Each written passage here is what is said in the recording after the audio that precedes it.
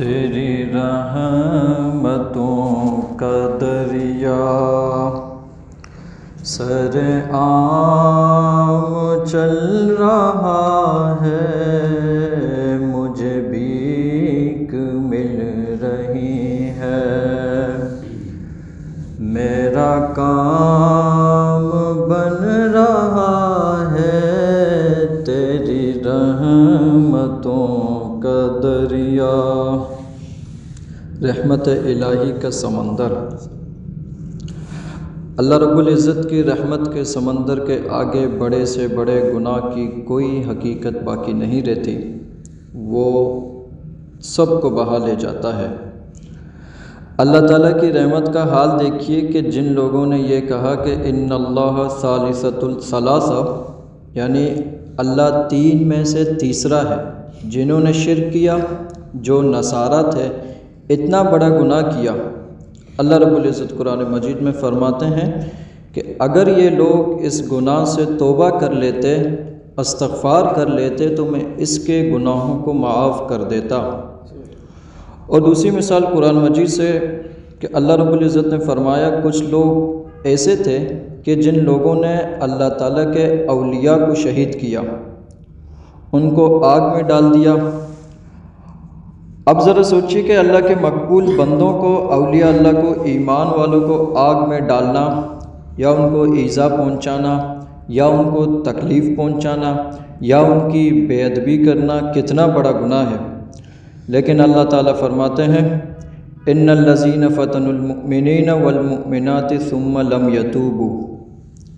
حسن بصری رحمۃ اللہ علیہ یہ آیت پڑھ کر کہا کرتے تھے کہ جو اس کے اولیاء کو آگ میں ڈال دیتے تھے، اللہ ان کے بارے میں بھی فرماتے ہیں کہ یہ بھی اگر توبہ کر لیتے تو میں ان کی بھی توبہ کو قبول کر لیتا۔ اگر ایسے گناہ بھی اللہ معاف کر دیتے ہیں تو ہمارے گناہ یقیناً اللہ کے ہاں قابل معافی ہیں۔ تو ہمیں بھی اللہ کے ہاں نفسانی، شہوانی، شیطانی تمام گناہوں سے توبہ کرنی چاہیے۔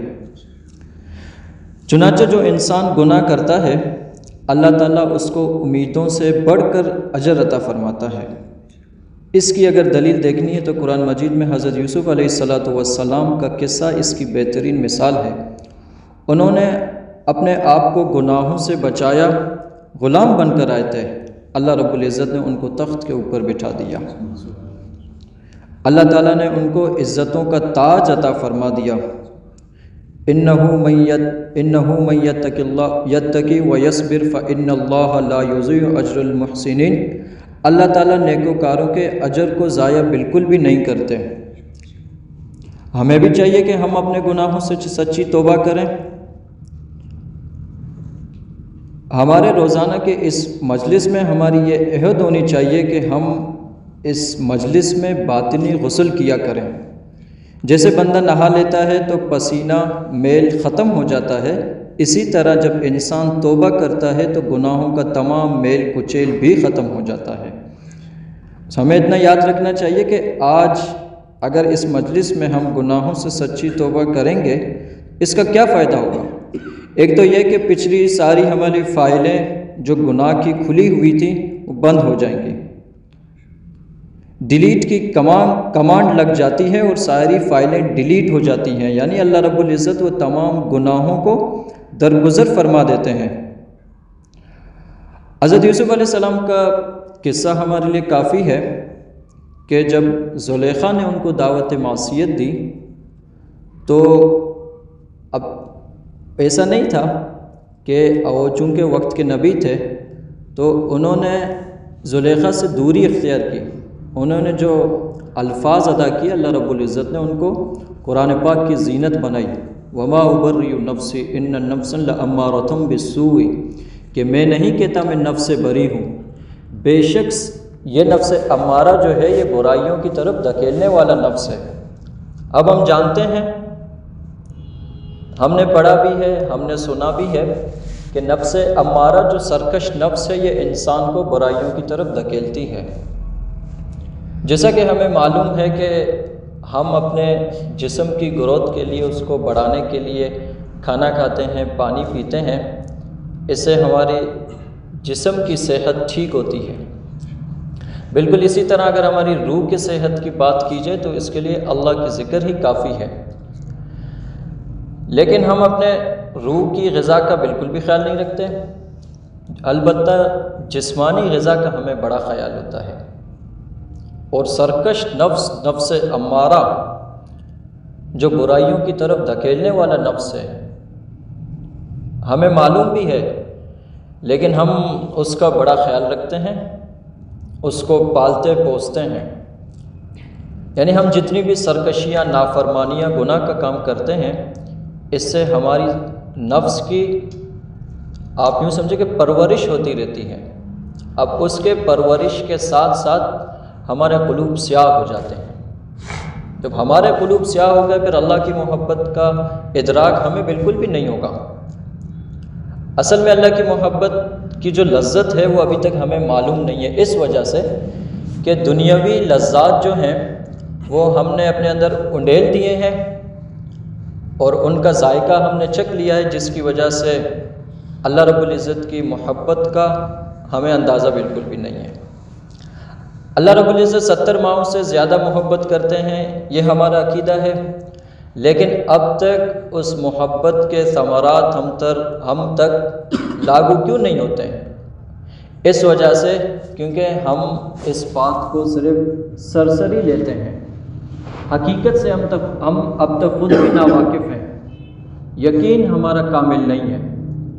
یعنی کہ ہم نے زبانی پڑھ لیا اور سن لیا، جس طرح کہ کل کی مجلس میں حضرت والد گرامی دامت برکت عالیہ فرما رہے تھے کہ اگر ہم زبان سے پڑھیں گے اعوذ باللہ من الشیطان الرجیم، یہ ہمارا صرف قال ہے، زبان کے گوشت کے اس لوتھڑے سے اعوذ باللہ من الشیطان الرجیم ہم نے پڑھ لیا، اور ہمارا حال اگر اس میں شامل نہیں ہے، صرف قال سے ہم اللہ کی پناہ میں بالکل بھی نہیں جائیں گے، کیونکہ زبان کا کوئی بھروسہ نہیں ہے۔ جب تک ہم گفتار کے غازی ہیں، حال ہمارا شامل نہیں ہوگا، ہم اللہ کی پناہ میں بالکل بھی نہیں جائیں گے۔